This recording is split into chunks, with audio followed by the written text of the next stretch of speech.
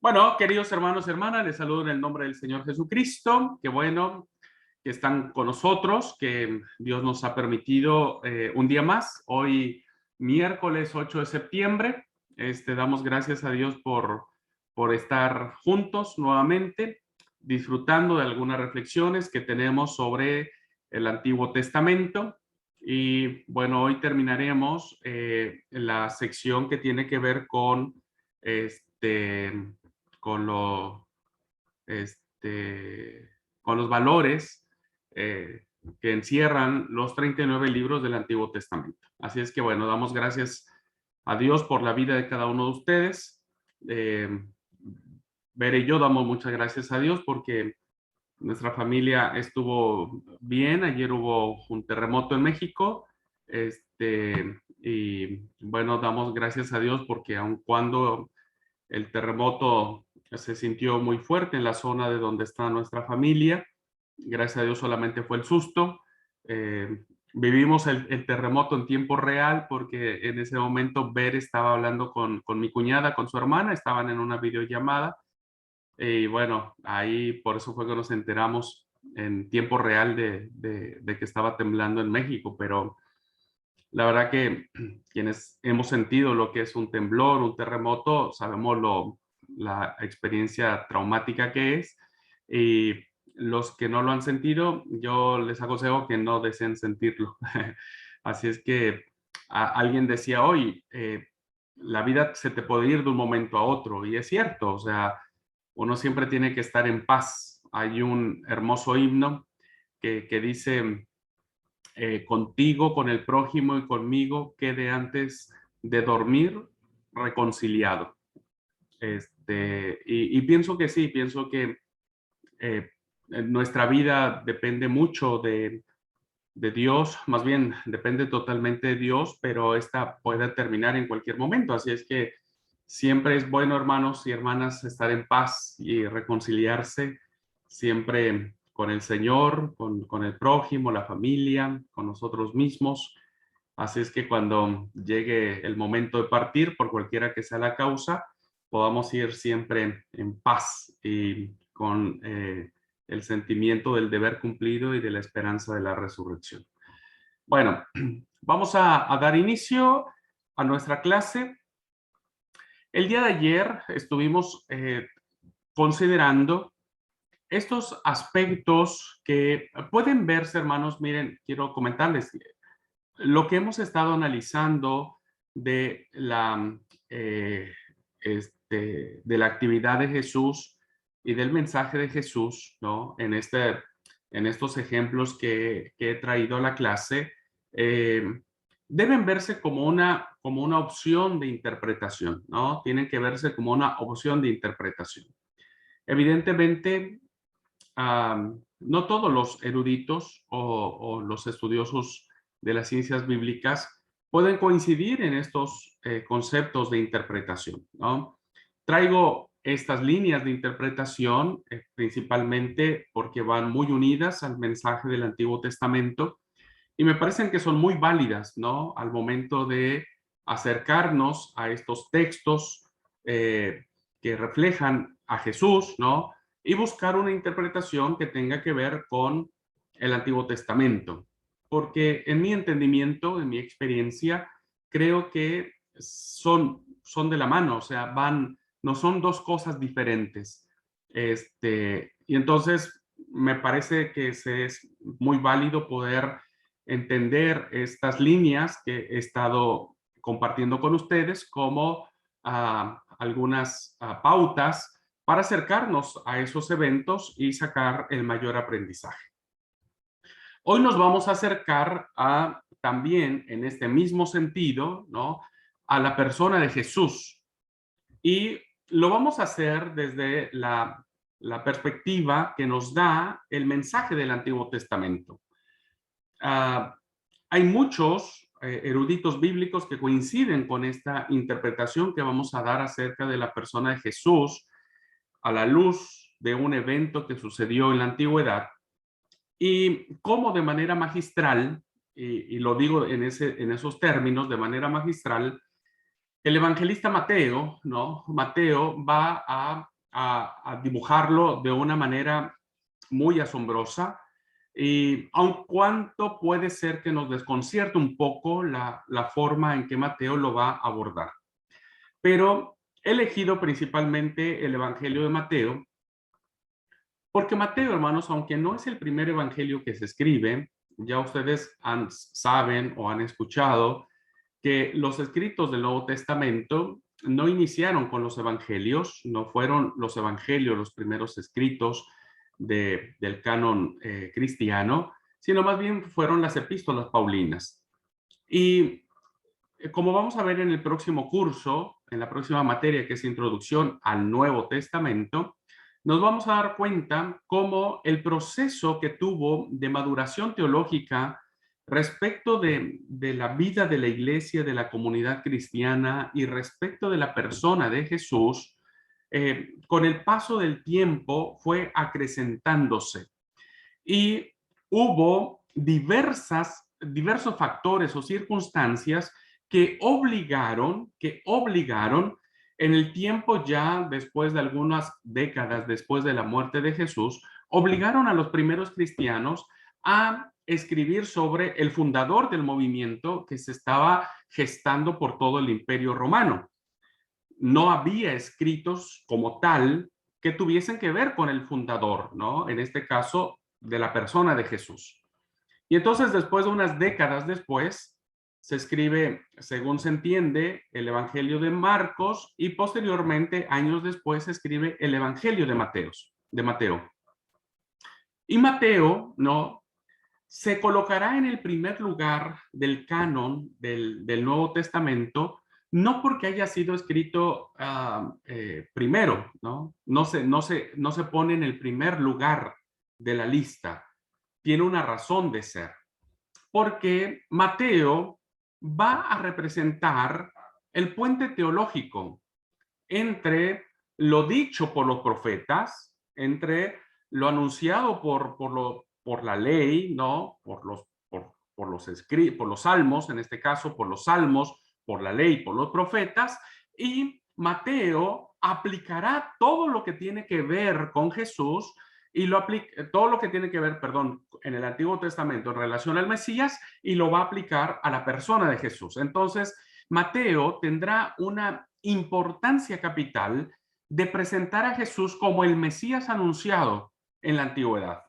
Y esto representará ese puente teológico, será obligadamente pasar por Mateo para poder entender todo lo que sucedía en el pensamiento judío del primer siglo y que era importante dejar perfectamente claro que la persona de Jesús era el Mesías, era el Hijo de Dios.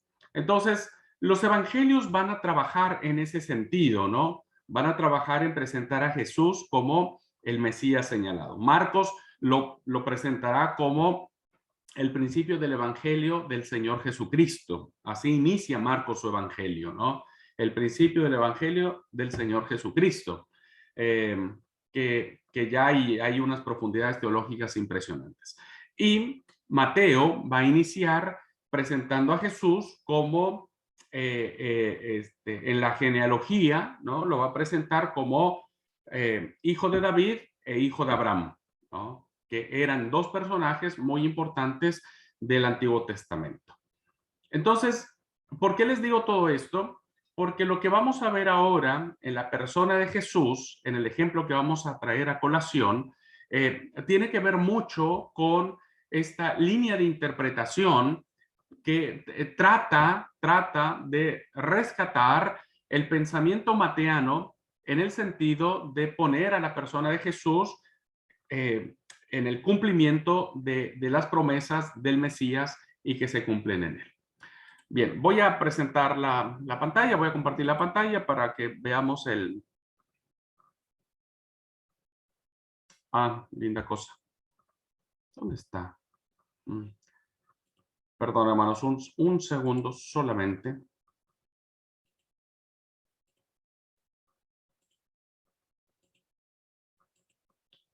Bueno, vamos a ver si ya aquí la... Ahí está. Bien, vamos entonces a ver en la persona de Jesús y principalmente en el pensamiento del Evangelio de Mateo algo muy interesante.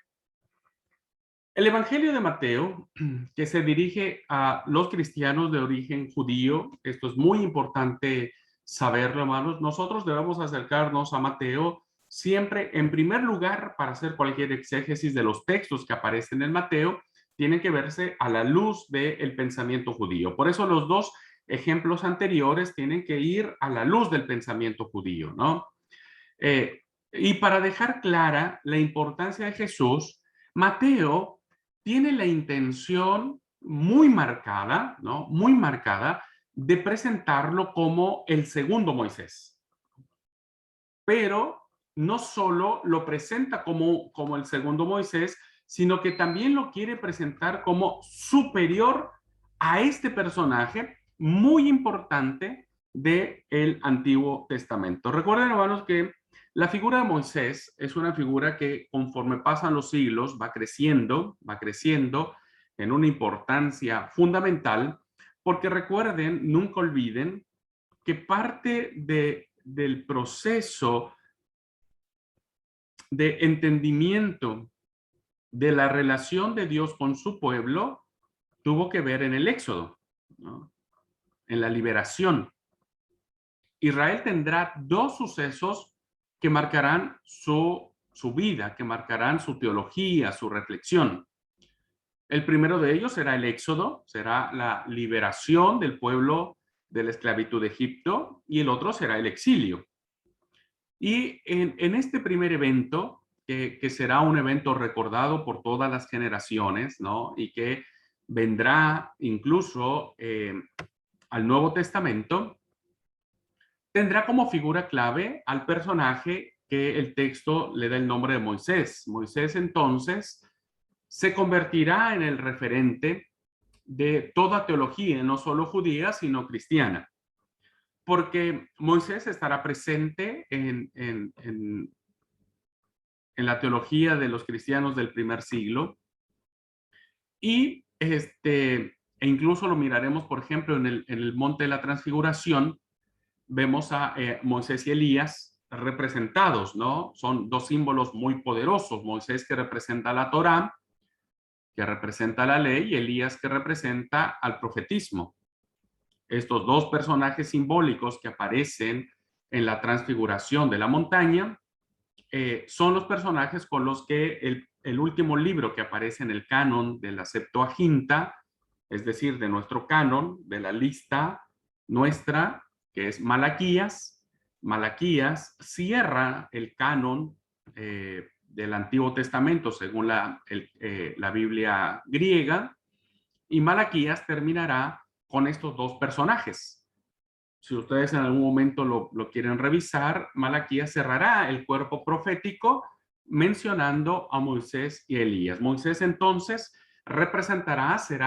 será un personaje no solo histórico, no solo alguien que sacó al pueblo de Egipto, sino que también será un símbolo muy poderoso en el cual se reunirá en torno a él la Torá, ¿no? Ustedes, como saben, ya lo he explicado en otras clases, la Torá para los judíos es lo más sagrado que tiene, ¿no?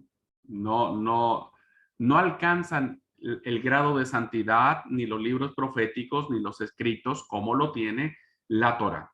Y la Torá entonces tendrá como representante a Moisés. Elías será el representante del cuerpo profético, pero Mateo elige a Moisés. Este aspecto, hermanos, es esencial en el primer evangelio. Es esencial que entendamos la importancia capital que reviste el pensar en Moisés a la luz del pensamiento judío. No es cualquier personaje, no es cualquier persona que pasó desapercibida, sino ya expliqué la importancia no solo histórica que tuvo al rescatar, al liberar al pueblo de Egipto, sino también la importancia simbólica, porque en él, diríamos, se refleja la ley. Y lo vamos a captar recordando algunos episodios que tiene el Antiguo Testamento. Bien, comenzaremos con un suceso muy importante, hermanos, que lo relaciona con Moisés. Hay un evento que nosotros conocemos, que vamos a leerlo, vamos ya que estamos acá, que tiene que ver con la matanza de los niños, ¿no? De los pequeños de 2 años para abajo, que es una narración mateana que solo está en el Evangelio de Mateo, no la registra Marcos, no la tiene Lucas, no la tiene Juan, solamente Mateo la escribe, ¿no? Porque tiene una intención, evidentemente, para escribirlo. Y entonces, en el capítulo 2 de Mateo, dice de la siguiente manera, del 16 al 18. Herodes, entonces, cuando se vio burlado por los magos, se enojó mucho y mandó a matar a todos los niños menores de 2 años que había en Belén y en todos sus alrededores, conforme al tiempo que había inquirido de los magos. Entonces, entonces se cumplió lo que fue dicho por el profeta Jeremías cuando dijo: voz oída en Ramá, grande lamentación, lloro y gemido, Raquel que llora a sus hijos y no quiso ser consolada porque perecieron. Bien, en este conocido episodio que nosotros estamos leyendo, para la mayoría de los cristianos, este pasaje solo refleja la loca crueldad de Herodes.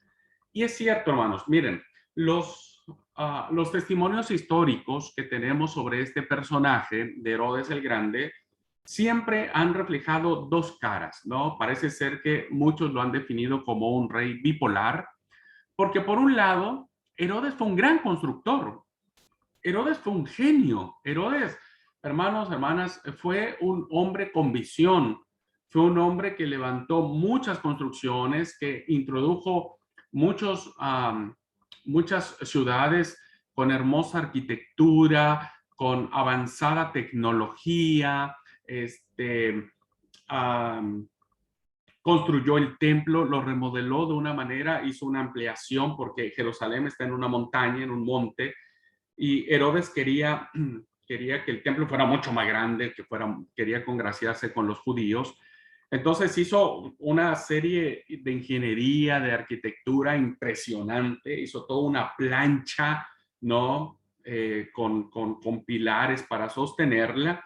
Y bueno, Herodes en esta faceta fue un tipazo, realmente un hombre muy avanzado para su tiempo, con un gran ingenio, con una gran creatividad y muy dado al avance de su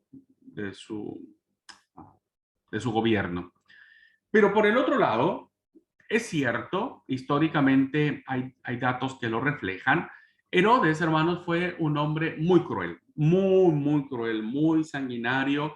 Fue un hombre que mandó a matar a su esposa, a sus hijos. Uno se llamaba Aristóbulo, el otro no recuerdo, creo que era Juan y Aristóbulo, sus hijos. Fue un rey que hizo muchas atrocidades y que cuando leemos este pasaje, ¿no? Cuando leemos este pasaje, no podríamos pensar que Herodes no hubiese sido capaz de mandar a matar a los niños menores de 2 años que estaban en Belén y en sus alrededores. La crueldad con que Herodes se manejaba, ¿no? La crueldad, lo despiadado que era el tipo, sangre fría, realmente no es lo principal del texto. El texto no trata bajo ninguna circunstancia de que nuestros ojos se posen en Herodes, ¿no? Que eso es muy interesante. Ya dijimos que Herodes era muy sanguinario. Josefo, el gran historiador judío, da cuenta con numerosos detalles de su crueldad y de su miedo obsesivo a perder el trono. Era, insisto, un tipo muy perseguido y que tenía estas dos reacciones. Sin embargo, muchos eruditos bíblicos, hermanos, han señalado que es probable que no tuviese lugar una matanza de este tipo. A ver, quizá para muchos de nosotros esto nos causaría ruido, ¿no? Porque evidentemente el texto dice que la hubo, dice, y mandó a matar a todos los niños menores de 2 años que había en Belén y en todos sus alrededores. Entonces, si decimos que no hubo tal matanza, ¿no? Pensaríamos que Mateo mintió, es decir, inventó un suceso que no se llevó a cabo. ¿Por qué coincide, hermano? Por qué se menciona que es muy probable que este evento no haya sucedido? Miren, hay dos posturas. Hay la postura que defiende que sí se llevó a cabo y la otra postura que dice que no. Los que dicen que no, hermanos, que es probable, no hay una afirmación certera, pero los que dicen que no es porque no hay fuentes o datos extrabíblicos que confirmen esta acción, ¿no? No lo hay.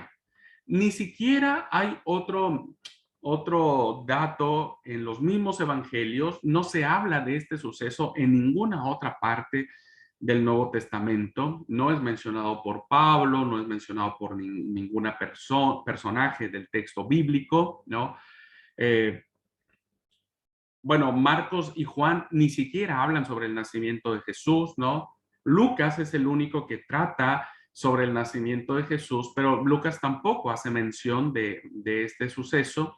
Y entonces, los que dicen que no es que consideran que si este hecho se hubiese llevado a cabo, otras fuentes históricas, sobre todo considerando que Belén es un lugar muy significativo porque es la patria del rey David, que está a muy pocos kilómetros de la gran Jerusalén, de la ciudad santa de Jerusalén, no se haya señalado, no se haya este, uh, mencionado, ¿no? Flavio Josefo no lo menciona, no hay rastro histórico que nos lleve a confirmar este hecho, ¿no? Y entonces muchos consideran que tal vez es una ficción de Mateo. Y ahora voy a explicar un poco eso. Explico los que dicen que sí. Los que dicen que sí, que es muy probable que haya sido un evento histórico, que fue real, dicen que no necesariamente tuvo que haberse como que dado a conocer. Porque Belén, hermanos, Belén era una ciudad muy pequeñita, muy, muy pequeñita. Era un pueblito realmente, no era una ciudad. A veces uno dice la ciudad de Belén, uno se imagina las ciudades donde uno vive, ¿no? Pero realmente era una aldea, era muy pequeñita. Y entonces, los estudiosos bíblicos que afirman de que es muy probable que este hecho se haya llevado a cabo, dicen que ah, la matanza de los niños no pudo haber pasado de 20 o 30 pequeños, de 20 o 30 bebés, por lo pequeño que era el lugar, porque no necesariamente tenía que haber sido una matanza muy, muy grande, ¿no? Y entonces consideran que sí, si no lo mencionan otros evangelios, es porque, bueno, ya hablaremos acerca del problema sinóptico. Hay evangelios que hablan sobre algunas cosas, eh, hay evangelios que guardan silencio en otras, etcétera. Y entonces muchos dicen que sí. Pero independientemente de esto, hermanos, de que si haya sido un evento histórico o no, haya sido una ficción, es decir, un relato que Mateo haya tomado como parte, ¿no? Este, Insisto, muchos se inclinan a que no, porque más allá, incluso cuando dicen que se fue cumplido lo del profeta Jeremías, Raquel, Raquel es un dicho que se acuña, ¿no? Porque resulta que Raquel es madre de dos hijos, de Benjamín y de José. Y resulta que José tiene dos hijos, Efraín y el otro se me escapó ahora. Y recuerden, hermanos, que Benjamín estaba en el reino del sur y Efraín, diríamos que como dijimos, es el nombre que a veces se le da al reino del norte. Bueno, es una alusión muy clara hacia ah, que Raquel estaba llorando por sus dos hijos que estaban cautivos. Efraín por el reino de Asiria y Benjamín por el reino de Babilonia. Entonces, a ver, vuelvo a repetir, más allá de que haya sido un evento histórico o no, y haya sido un relato, lo importante de esto, hermanos, es que no es ni una mentira ni un capricho por parte de Mateo, ¿no? Ya miraremos con mayor amplitud a Mateo. Hoy solamente estamos viendo una partecita de Mateo, pero ya viéndolo en su generalidad, cobra sentido muchas cosas. Realmente Mateo lo que tiene es el deseo de presentar a Jesús como un nuevo Moisés. Porque este evento, hermanos, este evento de la matanza de los niños, ¿no? Tiene que ver mucho con lo que está sucediendo, lo que sucedió en Egipto. A ver, alguien aquí manda un mensaje. Manasés, gracias Liti, Efraín y Manasés, los dos hijos de José. Bien. Eh, entonces, este suceso, ¿no? Este suceso de la matanza de los niños tiene una connotación muy grande, una profundidad muy grande, porque evidentemente en el colectivo, en el imaginario colectivo de la mentalidad judía, estaba todo el relato que aparece en el Éxodo 2, ¿no? En el Éxodo 2, que tiene que ver, Éxodo 1 y 2, que tiene que ver con el nacimiento, la aflicción de los israelitas en Éxodo, el nacimiento de Moisés, tiene que ver porque desde el comienzo indica la semejanza entre ambos personajes. Moisés en Egipto es el único niño que escapa a la absurda persecución de un rey, en este caso el faraón. Todos sabemos la historia, ¿no? Todos sabemos de estas dos parteras que resulta, dice el texto bíblico, que cuando hubo un faraón que no conoció más a José, estoy leyendo Éxodo capítulo 1, dice, y el versículo 12, pero cuanto más los oprimían, tanto más se multiplicaban y crecían. Éxodo 1:12, estoy allí, vamos, abran su Biblia ahí. De manera que los egipcios temían a los hijos de Israel. Y los egipcios hicieron servir a los hijos de Israel con dureza y amargaron su vida con dura servidumbre en hacer barro y ladrillo y en toda labor del campo y en todo su servicio, el cual los obligaba con rigor. Y habló el rey de Egipto a las parteras de las hebreas, una de las cuales se llamaba Cifra, la otra Fua, y les dijo, cuando asistáis a las hebreas en sus partos y veáis el sexo, si es hijo, matadlo, y si es hija, entonces que viva. Hay una clara alusión porque Moisés, al ser varón, evidentemente tendría que morir por la orden del faraón, ¿no? Y Jesús, en el relato de su nacimiento, porque estamos en la etapa de su nacimiento, Jesús es el único niño que escapa a la matanza decretada por otro rey, en este caso Herodes. Herodes. Entonces, hay una similitud muy interesante, hermanos, en este suceso que no se repite en otro momento de la historia, solamente en el Éxodo y en el nacimiento de Jesús. Parece ser que el lector del Evangelio tiene desde el comienzo una clave de la lectura del Evangelio de Mateo. Cuando nosotros empezamos a hojear el Evangelio de Mateo, tenemos ya con suficiente claridad hacia dónde Mateo va a apuntar en todos sus escritos, en todos eh, pasajes, mensajes y actividad de Jesús, la va a apuntar a que Jesús va a llevar una labor semejante a la de Moisés.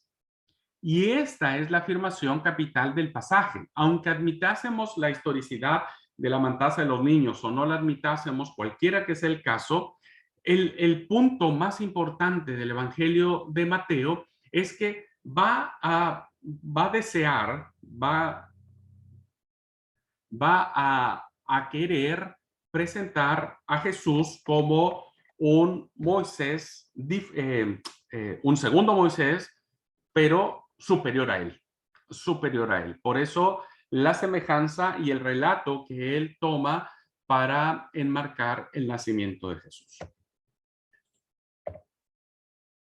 Otro momento que nos hace recordar mucho a Moisés, ¿no? Tiene que ver con el famoso comienzo del Sermón del Monte. Tiene una gran connotación teológica, hermanos, el Sermón de la Montaña, eso lo sabemos muy bien, y me parece que a la luz de esta intención muy marcada de Mateo de presentar a Jesús como un segundo Moisés, lo traza de manera magistral al inicio del Sermón de la Montaña en el capítulo 5 del Evangelio de Mateo. Según Mateo, Jesús pronuncia este discurso programático en una montaña. Dice el capítulo 5, versículo 1, viendo la multitud, subió al monte. Subió al monte. Esta es una expresión teológica que tiene que ver con algo, porque las teofanías, las revelaciones poderosas de Dios siempre se dan en las montañas, ¿no? Siempre se da en las montañas. Y entonces, igual que Moisés, solo que Moisés sube al Sinaí para conocer la voluntad de Dios y transmitirla al pueblo. En este caso, Jesús sube a la montaña, ¿no? Moisés sube al Sinaí y trata y sube con la intención de conocer qué es lo que Dios va a decretar para su pueblo y la manera en que el pueblo tiene que obedecer la voz de Dios. Y Jesús hace lo mismo.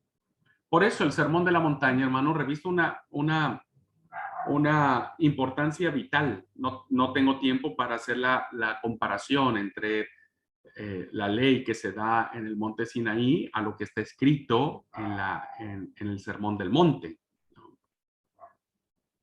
Solo que Mateo, me parece, insisto, con esta intención de presentar a Jesús como Moisés, añade unos detalles muy significativos. Porque dice el versículo 1, viendo la multitud, subió al monte y sentándose vinieron a él sus discípulos. En esta versión que tenemos en la diapositiva dice, se le acercaron sus discípulos y él tomó la palabra y se puso a enseñarles así. Cuando uno mira esta expresión, hermanos, y si uno no sabe el contexto que se da o estas intenciones de los trasfondos teológicos que tienen que ver que tienen que ver con estos escritos, pasa por desapercibido. Uno pensaría que es como muy convencional, como que es un texto que se ajusta a convenciones sociales o, qué sé yo, a cortesías, ¿no? Decir, bueno, ok, Jesús sube a la montaña, los discípulos están con él, bueno, se acercan con él, suben con Jesús los discípulos y Jesús, como su maestro, les empieza a enseñar.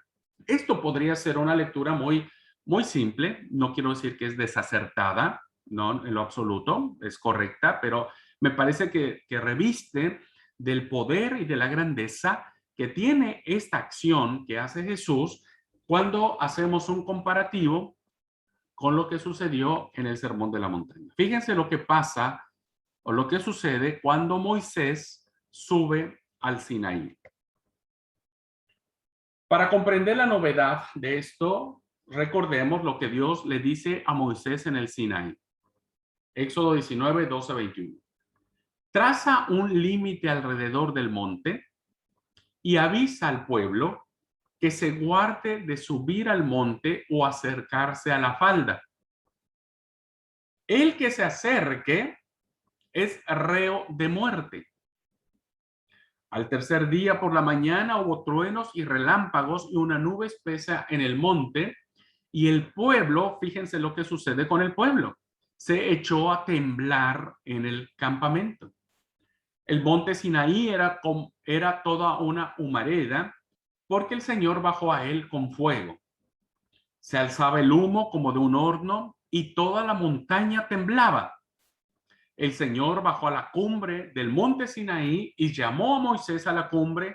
Cuando éste subió, el Señor le habló o el Señor le dijo.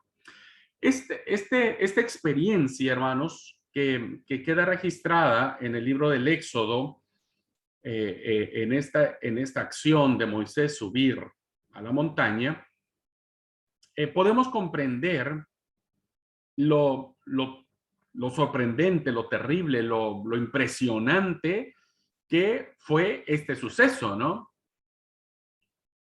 Pero es interesante ver cómo el texto comienza diciendo nadie puede acercarse a la montaña. Nadie tiene derecho a acercarse a la montaña. Nadie está capacitado para acercarse a la montaña, ni siquiera a la ladera de la montaña o a la falda de la montaña, ¿no? Porque el que se acerque será muerto. Ya desde ahí, ¿no? Hay una prohibición y nadie puede acercarse a ese lugar santo, porque allí estará el Señor. Cuando pasan 3 días, ¿no? Empieza un fenómeno de truenos, relámpagos, de una visión muy fuerte, ¿no?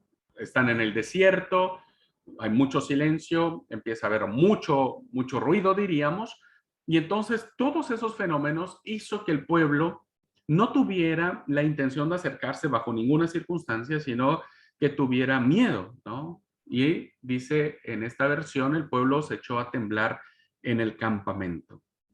Nadie podía acercarse, jamás nadie quería, quién iba a querer con todo eso, ¿no? Y algo muy interesante que dice el texto que sucede en este relato, es que cuando el Señor baja al Sinaí, Él es quien llama a Moisés, y Moisés es el que está atento a lo que Dios le va a decir. O sea, Moisés es el que sube, ¿no? Pero él es el que está en silencio, él es el que aguarda a que el Señor hable. Y entonces cuando Moisés sube, solo en ese momento es cuando el Señor habla, cuando el Señor dice algo. Y esto, hermanos, esta expresión que era muy conocida, muy entendida por la mentalidad judía, que era, insisto, uno de los eventos más importantes que estuvo siempre en el pensamiento judío, ¿no? Ahora, cuando escuchan esto, ¿no? Cuando escuchan que alguien vuelve a subir a la montaña, ¿no? Evidentemente están pensando que el único que subió a la montaña para hablar con Dios y Dios hablara con él fue Moisés. Ahora hay algo interesante o ahora hay algo nuevo. Ahora hay algo diferente o alguien diferente, ¿no? Y entonces Mateo va a subrayar el contraste entre las dos escenas. Mateo va a decir en su evangelio, no estamos ahora en este momento en un mundo de miedo, ¿no? De temblor. No hay fuego, no hay relámpago, que incluso pudiese provocar la muerte de todo aquel que se acercara, como lo sucedió en el pie del monte Sinaí. ¿Qué es lo nuevo de esto? ¿Cuál es el contraste de esto que lo hace superior a Moisés? Es que los discípulos de Jesús, el pueblo representado en los discípulos, ¿no? Suben a donde Jesús está. Es decir, no hay una prohibición de muerte. No hay una prohibición de que si se acercan van a ser reos de muerte. Es más, ni siquiera el texto dice que Jesús les dijo, síganme, síganme los buenos, como dijo el Chapulín Colorado. Jesús no les dijo eso. No los invitó. El texto es muy claro, dice, vinieron a él sus discípulos. Es decir, ellos suben sin que se les invite, ¿no? Y esto es lo diferente, que ahora podemos entrar ante la presencia de Dios en la persona de Jesús sin tener el miedo, sin tener la sentencia de ser reos de muerte. Podemos entrar, Hebreos después lo diría, ¿no? Teniendo acceso de manera plena al lugar santísimo por la sangre del Cordero. Y esto es lo maravilloso de Jesús. Y entonces Jesús es mucho más que Moisés. Porque el segundo contraste que encontramos en este pasaje es que Jesús no precisa esperar a que Dios le hable como sí pasó con Moisés. Moisés espera que Dios le hable. Moisés es quien escucha a Dios y Moisés es quien, después de que Dios le hable, transmite el mensaje de Dios en forma de leyes, ¿no? En forma de los 10 mandamientos. Pero Jesús no precisa esperar a que Dios le hable. Él es mayor que Moisés y él mismo toma la palabra y él mismo comienza a enseñar. El versículo 2 dice, y abriendo su boca, les enseñaba diciendo, con esa autoridad suprema que será reconocida al final por la multitud. A ver, paremos un alto. Jesús, hermanos, entonces, es la palabra de Dios, ¿no? Jesús se representa a sí mismo como la palabra de Dios. Ya no hay alguien que esté esperando. Jesús no está esperando diciendo, bueno, vamos a esperar que Dios me revele o mi Padre me diga que tengo que decirles. No, Jesús habla porque Él es Dios, porque Él es el Mesías, porque Él es el ungido de Dios, ¿no? Porque Él es el que fue anunciado por los profetas. Y entonces, al ser superior de Moisés, lo coloca en esa posición del Mesías de Dios. Entonces, qué interesante mirar este matiz muy marcado del Evangelio de Mateo, ¿no? Y que al final será reconocida la autoridad. Fíjense, a ver, la gente no se asombra, hermanos, escúchenme.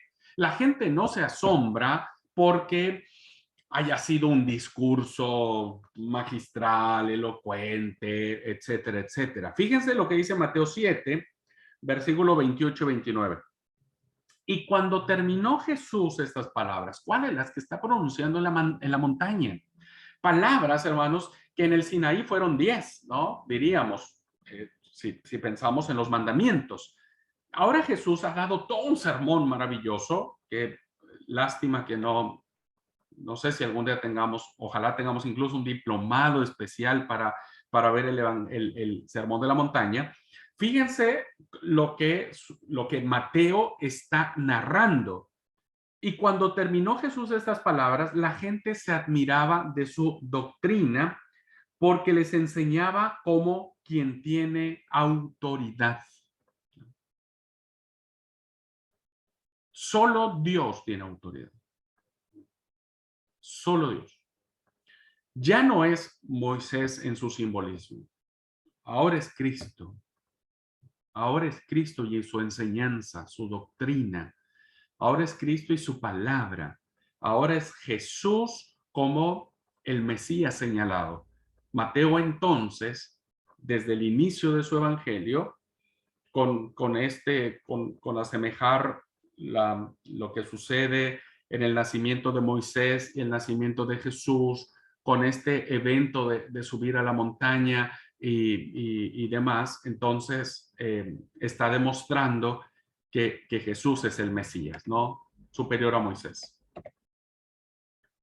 Finalmente,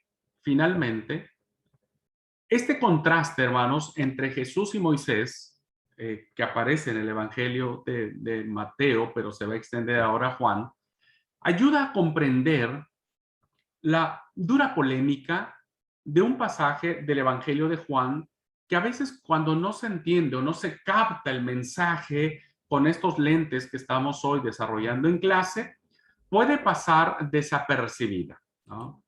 Puede pasar desapercibida. Esta polémica que existe entre Jesús y Moisés, ¿no? Y la tenemos en Juan. Juan, capítulo 1, versículo 17 y 18. Voy a leerlo primero en Reina Valera. Juan 1, 17 y 18. Dice, pues la ley por medio de Moisés fue dada, pero la gracia y la verdad vinieron por medio de Jesucristo. A Dios nadie le dio jamás.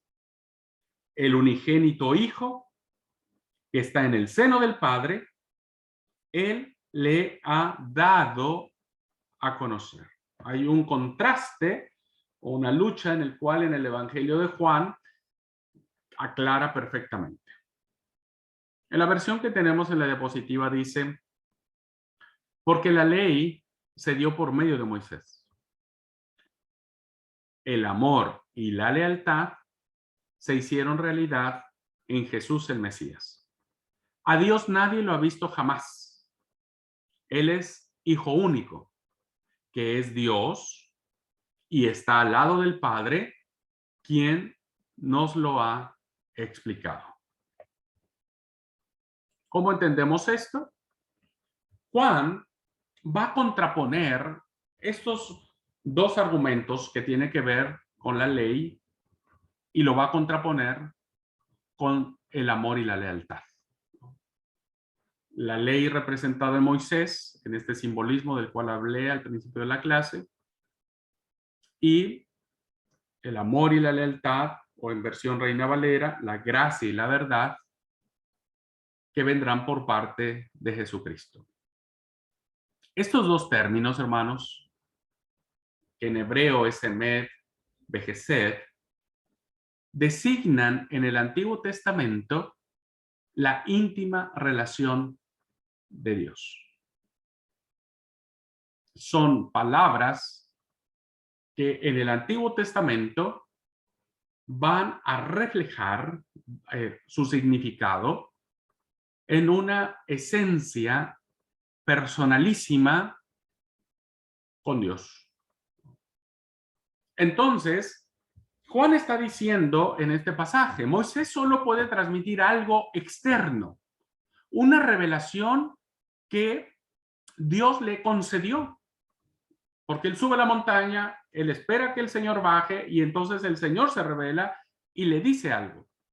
Moisés solo puede ser transmisor de eso, ¿no? Es algo externo, que no le pertenece a él, que no es él en sí mismo, ¿no?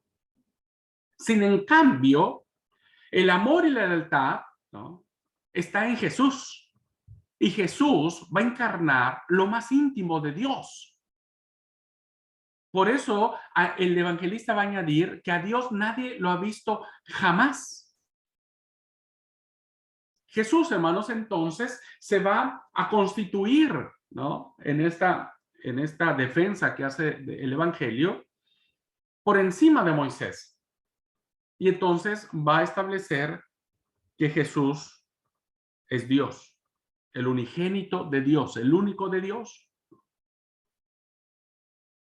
Ya lo aclaró en el versículo 1, Juan. En el principio era el verbo era con Dios y el verbo era Dios.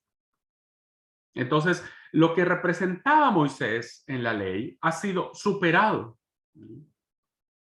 Porque Moisés va a representar solo lo externo, pero Jesús será Dios, es Dios, ¿no? Es Dios porque va a reflejar lo íntimo de Dios. Nadie ha visto nunca a Dios. Nadie lo ha visto. Esta expresión de que nadie lo ha visto jamás es una clara referencia al episodio del Sinaí. Cuando Moisés le pide a Dios ver su rostro, Dios se lo niega y le dice, mi rostro no lo puedes ver porque nadie puede verlo y quedar con vida. Es una clara alusión al Sinaí.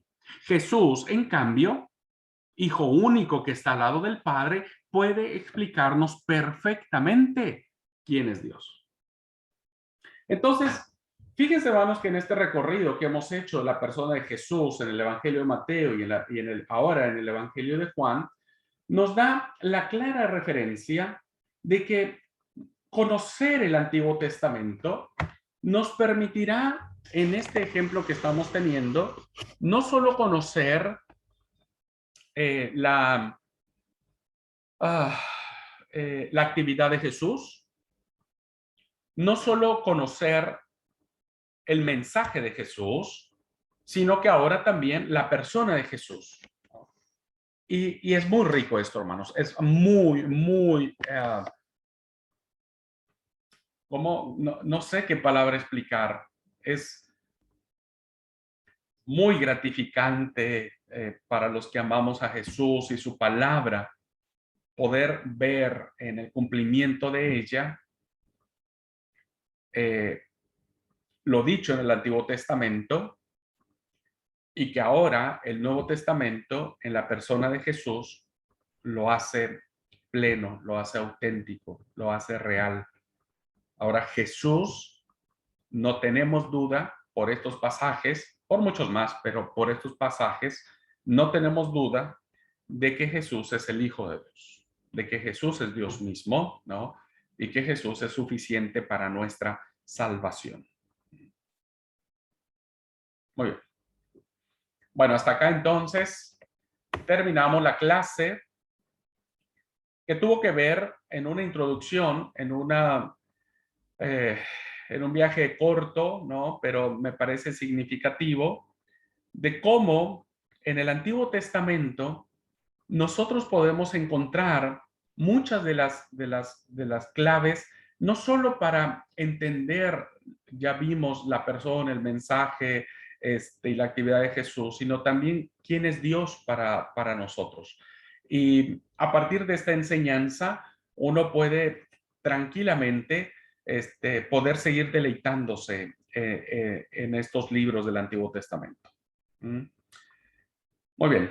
Vamos a tener 5 minutos para abrir nuestro micrófono. Si alguien quiere compartir alguna inquietud, alguna pregunta sobre la clase, podemos hacerlo ahora.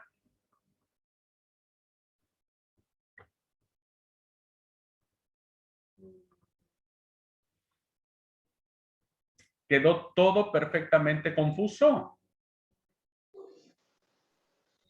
Yo tengo una pregunta, pastor. Dina, adelante. Sí, en realidad, no sé si la primera va a contestar a las dos o en realidad no. ¿Cuál sería la forma correcta bíblicamente para relacionar un texto del Antiguo Testamento con el Nuevo o un texto del Nuevo Testamento con el Antiguo? ¿Cómo podemos encontrar esa digamos, esa forma, ¿no? De que está escrito en el Antiguo, se cumple en el Nuevo o algo así. ¿Cuáles serían las técnicas en este caso para poder orientarnos, ¿no? Sí, Dina, muy valiosa su pregunta, ¿no? Muy valiosa su pregunta. Tiene que ver, en mi entendimiento, con un conocimiento general que debemos tener todos del texto bíblico. A veces estos detalles pasan desapercibidos a nuestros ojos porque, como todo, no están entrenados para mirarlos, ¿no? A veces puede ser que el hecho de no mirar el Antiguo Testamento con ojos para entender el Nuevo Testamento, nos suceda que pasemos por alto detalles que son importantes. Pensaría que todas estas herramientas que ustedes están teniendo en el seminario les van a permitir poco a poco, momento a momento, ir descubriendo esas técnicas. Todavía hay mucho camino por recorrer, ¿no? Tenemos que plantear algunos conocimientos, algunas herramientas de exégesis, de hermenéutica, de conocimiento del Antiguo Testamento. Entonces, me parece que en este viaje que nos hemos embarcado todos, porque yo sigo aprendiendo igual, sigo cada día aprendiendo cada día más, en este aprendizaje es ir tomando esas herramientas, es ir ahora, ustedes ya tienen herramientas, al menos ya tienen ¿cómo decirles? Como un gancho, como un incentivo para decir, ok, podemos tener esta mirada de la lectura del Evangelio, por ejemplo, ¿no? Entonces, ir despertando ese deseo de aprendizaje nos lleva a ir buscando otras herramientas, nos lleva a leer un comentario bíblico, nos lleva a leer un diccionario, a ver alguna palabra, y eso nos lleva de la mano, ¿no? Los libros que nosotros les recomendamos en la bibliografía también nos permite ver distintas ópticas, distintas maneras de acercarnos al texto bíblico. Pensaría que no hay ahora como que un manual de decir, bueno, ahora les paso un PowerPoint donde vienen todas las técnicas y demás. es todo un proceso de aprendizaje. Yo solamente pediría que tuvieran paciencia, vamos aprendiendo de a poquito, ¿no? Pienso que después de los 3 años que vamos a estar juntos, seguramente habremos avanzado en conocer mucho más y lograr hacer esa relación entre el Nuevo y el Antiguo Testamento. No sé si cumplí con la expectativa de su pregunta, Dina. Tuve un pequeño problema, me sacó fuera de internet, en parte. Ah, ok. En parte escuché, sí, pero pude entender la última parte, sí, muchas gracias. Mire, Dina, es algo, nosotros platicamos ayer. Por ejemplo, si uno ve esta clase, ¿no? Decir, bueno, ok, déjenme plantearla así un poco, la matanza de los niños. Ok, busquen en otras fuentes, busquen otros autores, busquen, y usted, ese mismo, ¿cómo se llama? Conocimiento, les va a ir abriendo el pensamiento y les va a ir abriendo, ¿no? La forma, solamente que lo que siempre les pido a todos, ¿no? Es nunca irnos a los extremos. Manéjense siempre en lo equilibrado, ¿no? Manténgase siempre en lo equilibrado.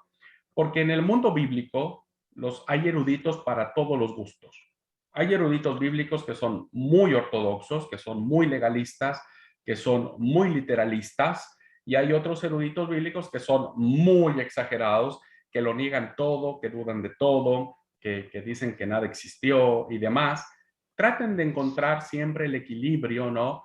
Al menos los profesores tratamos de darles bibliografía de autores que mantienen ese equilibrio o que son honestos y dicen, miren, hay estas dos posturas.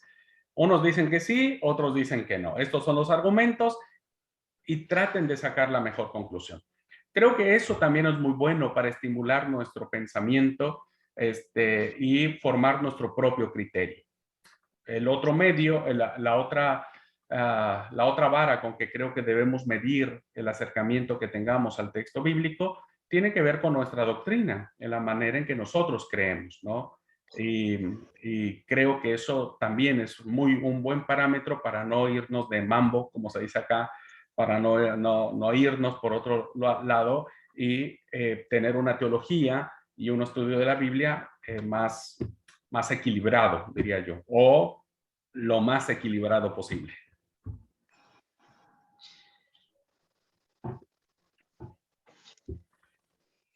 Muy bien. ¿Alguien más, hermanos? Dina, no sé si algo más estaba ahí en el tintero. Lo que iba a agregar justamente, cuando no se tiene demasiado conocimiento, a veces los comentarios, o sea, cuando uno no sabe cuáles son los comentarios más serios, uno puede leer algo o ver algo que se sale de lo que es, ¿no? Pero bueno, muchas gracias. Sí, sí, miren, los que les compartimos en la plataforma son, me parece, al menos los que yo comparto, a mi juicio, son muy, muy buenos. El comentario bíblico hispano siglo XXI es muy buen comentario. Hoy estuve revisándolos precisamente en la plataforma. Es muy, muy buen comentario. Entonces, eh, podemos tenerlos ahí. ¿Alguien más, hermanos, hermanas? ¿No? Bueno, vamos a terminar aquí la clase y aquí cerramos ya esta parte. Vamos ya a cerrar esta parte. Hicimos un aspecto introductorio, ¿no? Del Antiguo Testamento. Nos metimos un poco en problemas al ver los problemas que nos plantea la lectura del Antiguo Testamento. Navegamos, me parece, de manera muy interesante y muy bendecida en los valores que encierra el Antiguo Testamento. Y a partir de la siguiente hora, las siguientes clases, vamos a hacer un barrido general, vamos a hacer un planteamiento general de todo el Antiguo Testamento en cuanto a los libros que conforma, ¿no? Tendremos entonces un acercamiento muy general, porque insisto, esta es una introducción, acerca del Pentateuco, los libros históricos, los libros proféticos, los libros sapienciales, los libros de sabiduría. ¿Qué temas son los más importantes en cada libro? Más o menos de qué trata cada libro, con la intención de que tengamos al menos, hermanos, un panorama muy general, pero muy claro, muy certero, de todo lo que conforma el Antiguo Testamento. Pero eso lo iniciamos en la siguiente clase. Vamos a tomar 5 minutos de receso y volvemos.